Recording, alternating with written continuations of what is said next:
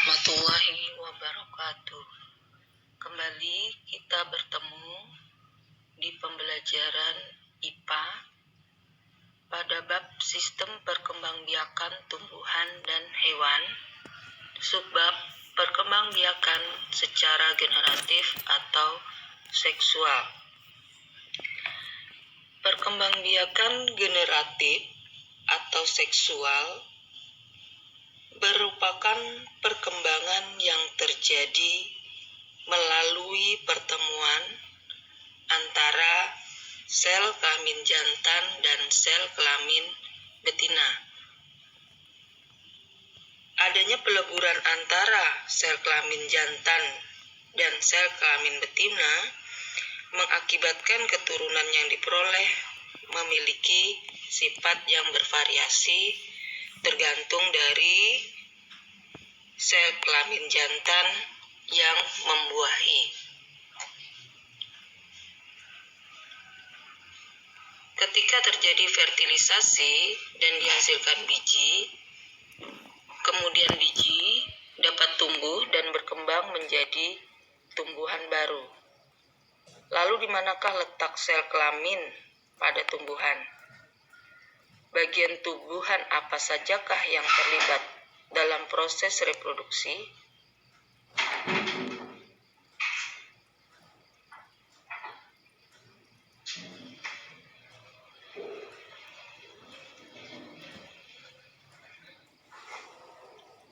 Bagian yang berperan sebagai organ reproduksi jantan adalah benang sari, sedangkan yang berperan sebagai organ reproduksi betina adalah putik. Putik memiliki struktur yang lebih besar daripada benang sari. Dalam satu bunga hanya memiliki satu putik, beda dengan benang sari. Kalau benang sari bisa lebih dari satu. Putik dan benang sari nanti akan mengalami penyerbukan, sehingga berlangsunglah proses fertilisasi. Bagian-bagian dari bunga. Yang pertama adalah tangkai bunga. Kamu lihat gambarnya. Kemudian yang kedua adalah dasar bunga. Ketiga, perhiasan bunga. Keempat, kelamin bunga. Apabila dia memiliki keempat bagian ini, maka itu yang disebut dengan bunga lengkap. Jadi di situ ada 4 saja bagian. Ini tadi tangkai bunga, ini dasar bunga, ya. Kemudian ada perhiasan bunga. Perhiasan bunga ini adalah terdiri dari kelopak dan mahkota. Kemudian kelamin bunga terdiri dari benang sari dan putik. Yang pertama adalah benang sari. Perhatikan gambarnya. Benang sari ini terdiri dari beberapa bagian. Yang pertama adalah kantung serbuk sari. Ini. Kemudian ada kepala sari dan ada tangkai sari. Apabila serbuk sari ini nanti sudah matang, maka nanti kantong serbuk sari akan pecah dan serbuk sari akan keluar. Kemudian putik.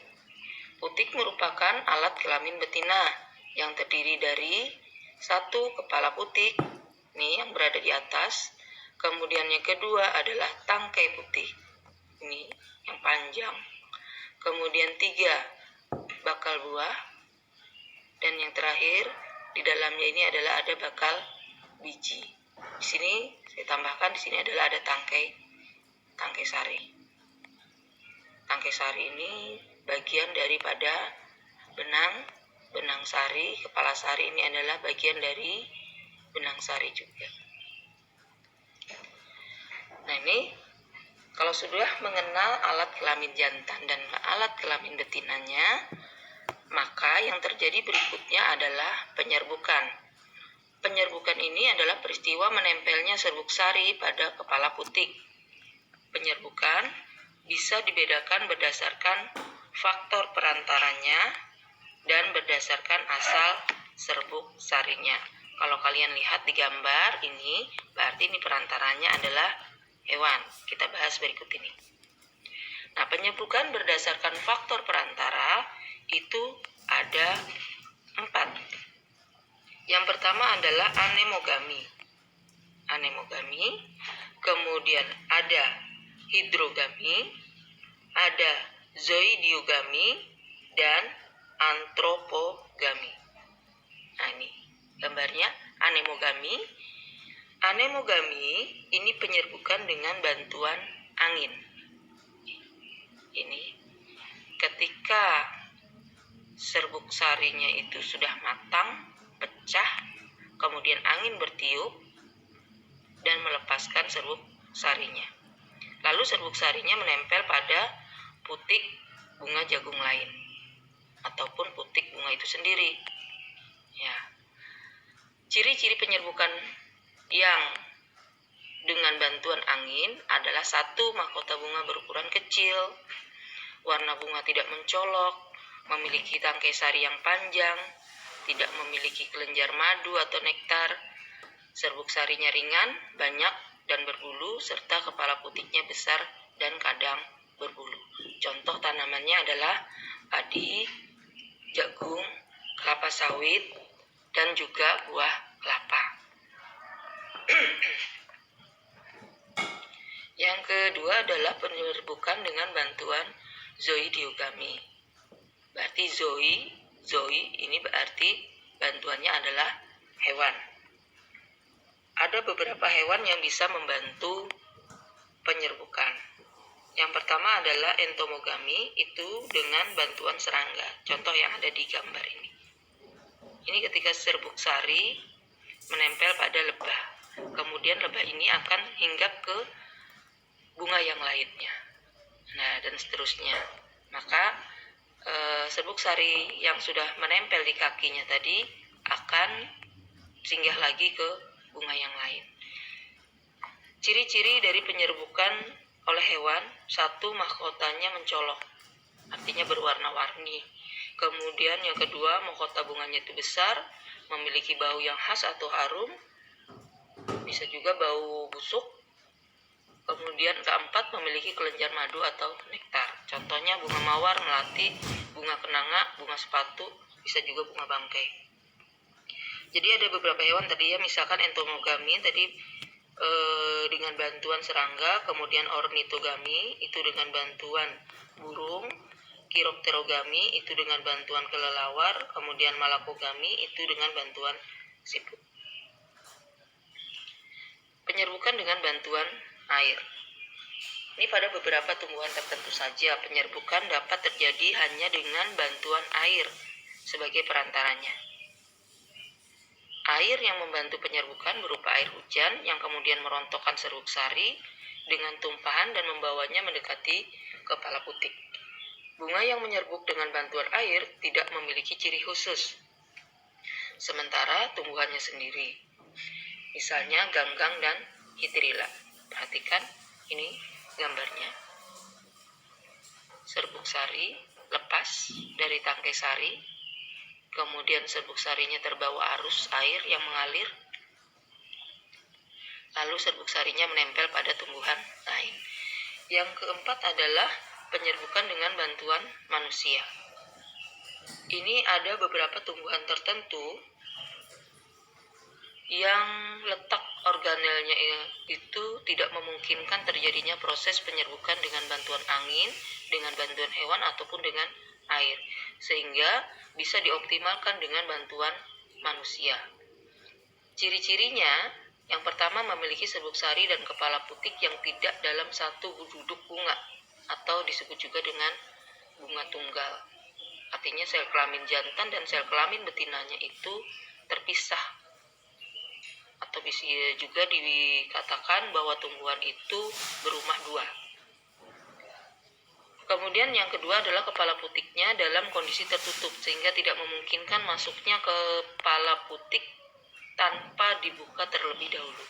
Dan yang ketiga, serbuk sari sulit rontok. Contohnya adalah tumbuhan vanili, salak, buah naga, dan semangka. kemudian penyerbukan berdasarkan asal serbuk sari yang jatuh pada kepala putik. Ada 4. Yang pertama adalah penyerbukan tetangga atau yang disebut dengan geitonogami. Ini penyerbukannya terjadi ketika serbuk sari pada kepala putik yang berasal dari bunga lain pada tumbuhan itu sendiri. Kamu lihat ini masih dalam satu tumbuhan, ya.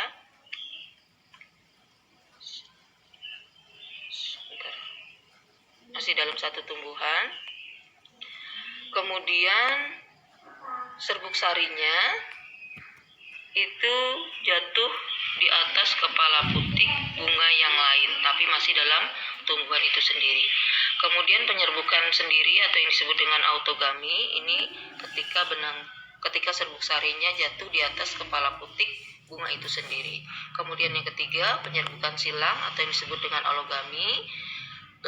Serbuk sarinya jatuh di atas kepala putik pada tumbuhan lain tapi masih sejenis. Sedangkan penyerbukan bastar atau hibridogami itu serbuk sarinya jatuh di atas kepala putik tumbuhan lain yang tidak sejenis. Kamu lihat itu bentuknya berbeda. Ini jarang sekali menghasilkan, ya. Kalau yang penyerbukan bastar ini jarang sekali menghasilkan.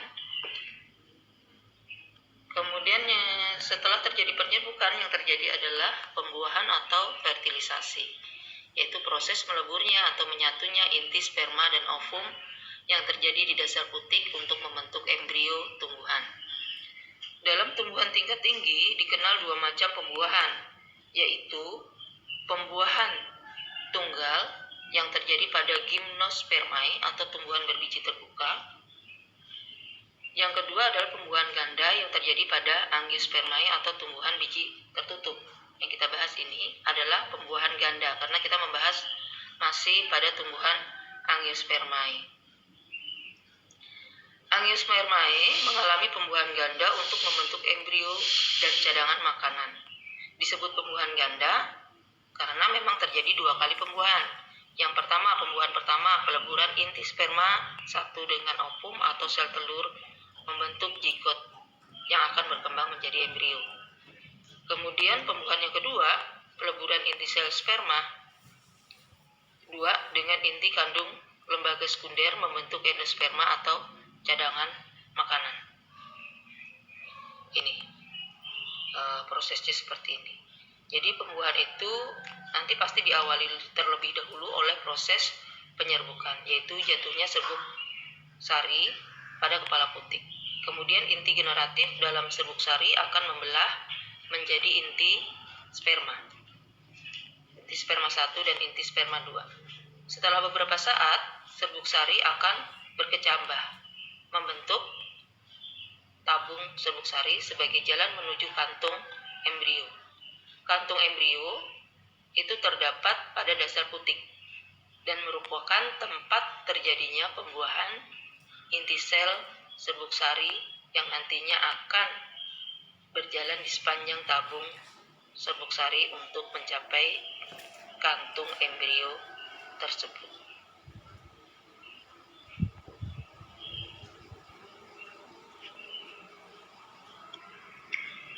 Terus penyebaran biji.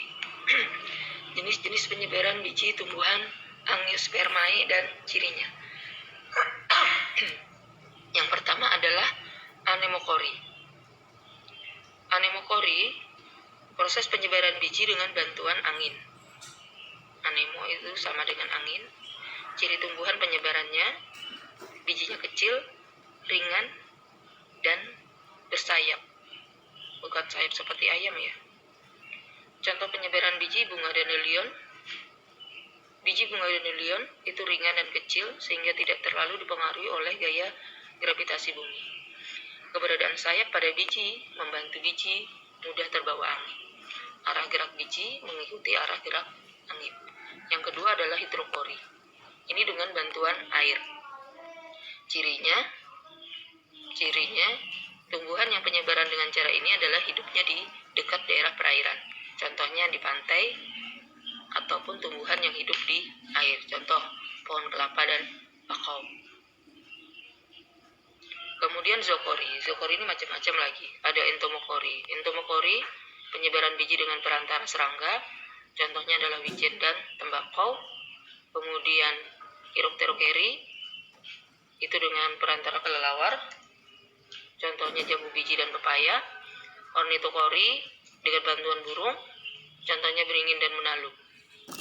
Ya, dengan bantuan burung ini biasanya itu adalah tanamannya, buahnya itu adalah makanan dari burung.